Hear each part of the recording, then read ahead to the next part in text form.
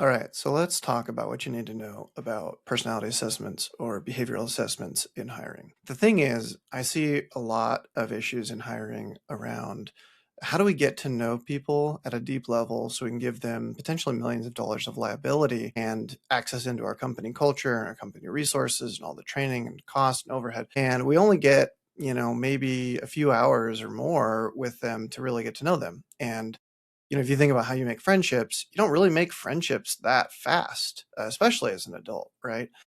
And so it's a tricky problem going into an interview, having a lot of responsibility you need to give away to the right person, and not having a whole lot of time or context in which to do this. And to further compound your challenge, you're doing this in a situation where people are trained to show up in a certain way. They put on a certain mask, a certain veneer. And so how do you really get to know somebody? How do you get to know them under pressure, under different kinds of pressure that are appropriate to bring to an interview? Because hospitality is important in an interview.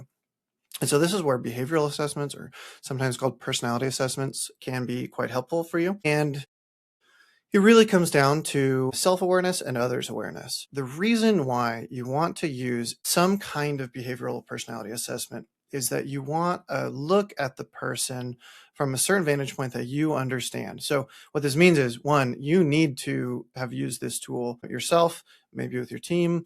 You need to calibrate with it, right? There's a lot of different tools out there. There's a lot of good ones. I like to think of personality assessments or behavioral assessments as two-dimensional slices, three-dimensional people. And what that means is it's going to tell you something useful about the person. It's not comprehensive. It's not telling you whether or not you should hire the person. It's trying to give you an idea of what is the lay of the land. And it's up to you to decide based on your culture, the role, the demands, your personality, the team's personality, the challenges, what kind of behavioral profile is going to fit well with the particular challenge that you're looking to get solved. This can be important because companies can have different cultures. They can solve the same problem, but they go about it in different ways. They think different ways. They have different performance expectations. They balance speed and accuracy, for example, differently.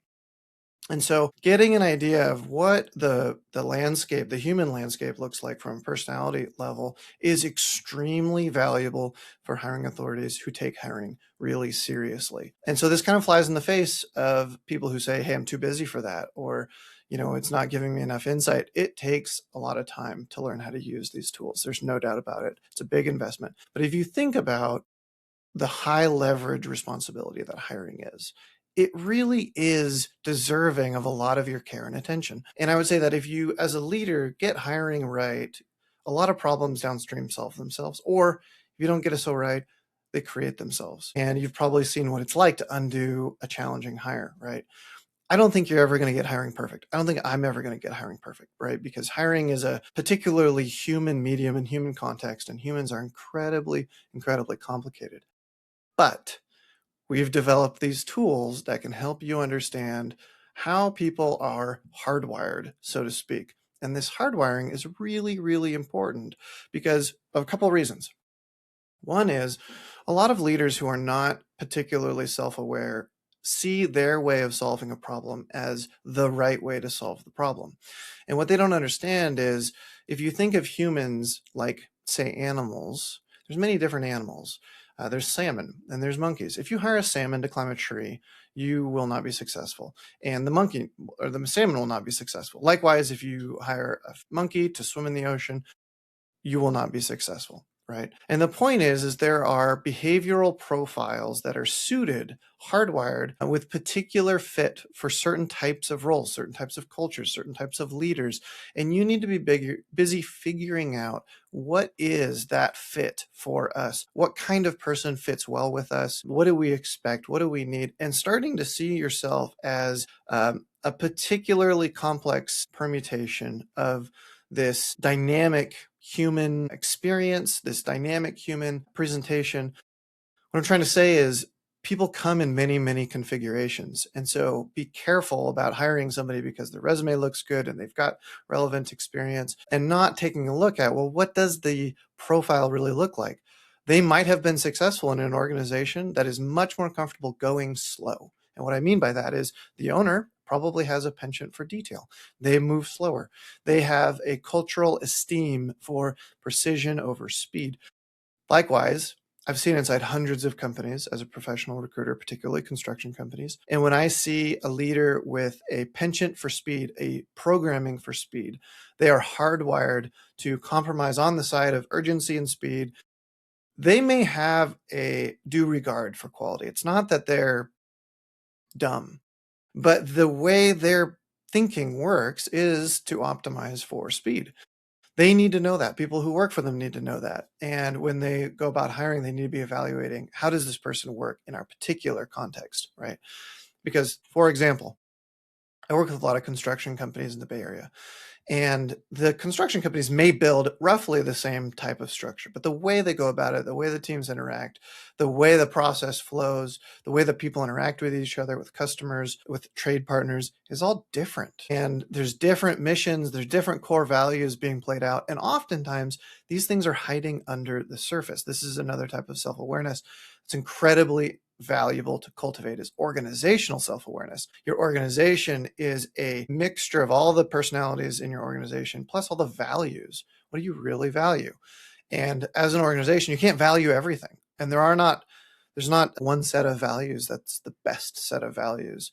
You got to be authentic to yourself, and that requires a lot of self-discovery. So back to personality assessments or behavioral assessments. This is a chance to look at the person from a different vantage point, and you should be comparing how this person shows up in the interview process with how do they show up in a personality assessment. And hopefully what you see there is congruence. You see congruence, and then when you talk about these behavior profiles that you see in the assessment that you choose, I like two. I like VOPS and I like Profile XT by Wiley.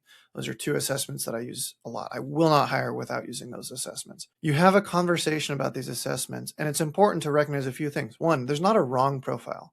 There's no, these assessments should not be assessing for, is this person broken, right? Part of what the assessment is doing is giving responsibility and ownership to you as a leader for being the kind of leader that this person needs to be successful.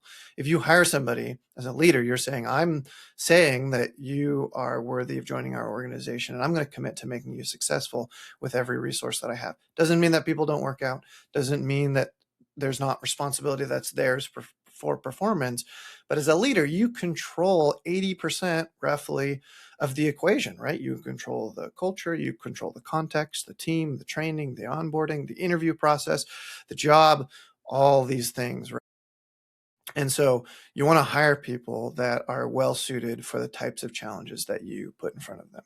So behavioral assessments are not go, no-go tools. They're not simple to use. Humans are complicated, but if you want to make this complicated process less volatile, less chaotic, less unpredictable, then use these tools to have a higher resolution conversation with the candidates in a way that isn't judgmental of them, but serves them. And I'm a big fan of bilateral assessments, meaning you see their assessment and they see your assessment. You're trading data, and what you're saying is, hey, here's your profile, here's my profile. Let's talk about how we're going to work together. Let's make this, instead of a evaluation of the candidate, let's make it a collaboration between us about how we're going to work together and how we should set our expectations. Because informed commitment is one of the ingredients to loyalty. If you hire them with rose-colored glasses about, this is the perfect person, they're never going to be a challenge to me as a leader, they're never going to fail our process, et cetera, because you think they're a good candidate, you're setting them and you up for failure. There will be failures, there will be friction, there will be rough seas. What are you going to show up like, and what are they going to show up like when the heat is on, when the pressure is on? These are the moments where retention is really tested and leadership is really tested. And you can experiment with this relationship first by bringing this level of authenticity and transparency into the conversation early with behavioral assessments. So I'm interested in if you've used behavioral assessments, what you think, what questions you have, let me know. I'm looking for it in the comments. Thank you.